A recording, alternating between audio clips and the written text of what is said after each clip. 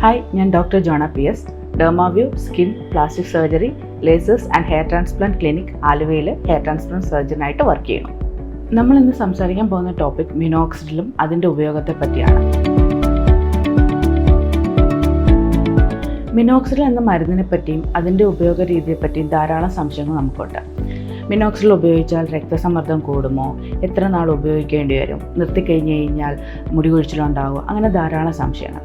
Minoxidil എന്ന മരുന്നിൻ്റെ പ്രവർത്തന രീതിയെക്കുറിച്ച് മനസ്സിലാക്കിയാൽ തന്നെ ഈ സംശയങ്ങളൊക്കെ നമുക്ക് മാറ്റാവുന്നതാണ്.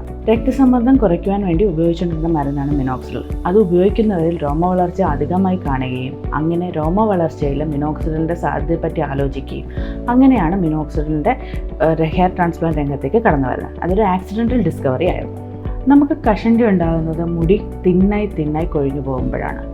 ആ പ്രദേശത്ത് നമ്മൾ മിനോക്സിഡിൽ അപ്ലൈ ചെയ്യുമ്പോൾ ആ ഭാഗത്തെ സ്കാൽപ്പിന് അടിയിലുള്ള ചെറിയ രക്തക്കുഴലുകളെ അത് ചെറുതായി ഒന്ന് വികസിപ്പിക്കുകയും അതുവഴി നമുക്ക് രക്തയോട്ടം കൂടുകയും അവിടെ ന്യൂട്രിയൻസും ഓക്സിജൻ സപ്ലൈ കിട്ടുമ്പോൾ നമ്മുടെ ഫോളിക്കിൾസ് അത് പിടിച്ചിട്ട് അത് വലുതാകുകയും ഫോളിക്കിൾസ് തിന്നിങ് ഉണ്ടായിരുന്ന മുടികളൊക്കെ ഒന്ന് ഹെൽത്തിയറായിട്ട് കയറി വരികയും ചെയ്യുന്നു. നമുക്കറിയാം, നമ്മുടെ ഹെയറിന് 4 ഗ്രോത്ത് സൈക്കിളുണ്ട്. അതിനകത്ത് അനാജൻ എന്ന് പറഞ്ഞൊരു പീരീഡിലാണ് ഹെയർ ഗ്രോത്ത് ഏറ്റവും മാക്സിമം നടക്കുന്നത്. നമ്മൾ മിനോക്സിഡിൽ ഉപയോഗിക്കുമ്പോൾ ഈ അനാജൻ ഫേസ് പ്രൊലോങ് ചെയ്യുകയാണ് ചെയ്യുന്നത്. അതുവഴി കുറേ നാളേക്ക് നമുക്ക് മുടി നിലനിർത്തുന്നു. നമ്മൾ നേരത്തെ പറഞ്ഞ പോലെ മിനോക്സിഡിൽ രക്തയോട്ടം കൂട്ടുന്നു. നമ്മൾ ട്രാൻസ്പ്ലാന്റ് ചെയ്ത ഏരിയയിലാണെങ്കിൽ പോലും അത് രക്തയോട്ടം കൂട്ടുകയും അവിടുത്തെ ടിഷ്യൂസിൽ ഓക്സിജൻ സപ്ലൈ കൂട്ടുന്നതും വഴി നമ്മൾ വെച്ച ട്രാൻസ്പ്ലാന്റഡ് ഹെയർസ് ആണെങ്കിൽ പോലും അത് കുറച്ചുകൂടെ ഹെൽത്തിയറായിട്ട്, കുറച്ചുകൂടെ റാപ്പിഡായിട്ട്, കുറച്ചുകൂടെ വേഗത്തിൽ അത് കയറി വരുന്നു.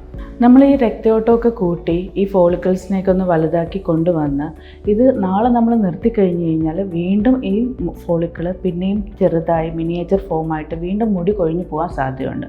ഇതുകൊണ്ടാണ് മിനോക്സിഡിൽ നമ്മൾ ലൈഫ് ടൈം യൂസ് ചെയ്യണം, അല്ലെങ്കിൽ നമുക്ക് എത്രത്തോളം നാൾ മുടി വേണം അത്രയും നാൾ യൂസ് ചെയ്യണമെന്ന് നമ്മൾ പറയുന്നത്. നമ്മൾ വയസ്സാകുന്ന പോലെ തന്നെയാണ് കഷണ്ടിയുടെ കാര്യം. അതിനെ നമുക്ക് ഒരിക്കലും തടഞ്ഞു നിർത്താൻ പറ്റില്ല. നമുക്ക് അതിൻ്റെ പ്രൊലോങ് ചെയ്യാൻ അല്ലെങ്കിൽ എന്തെങ്കിലും ചെയ്ത് മാസ്ക് ചെയ്യാൻ മാത്രമേ പറ്റുള്ളൂ.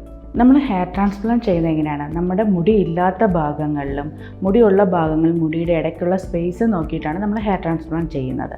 അതായത് നിലവിലുള്ള മുടി കൂടെ ഉണ്ടെങ്കിൽ മാത്രമേ നമുക്ക് അവിടെ ഒരു ഭംഗിയായിട്ട് മുടി ഹെയർ ട്രാൻസ്പ്ലാന്റ് ചെയ്ത് കഴിഞ്ഞാലും ഇരിക്കുകയുള്ളൂ.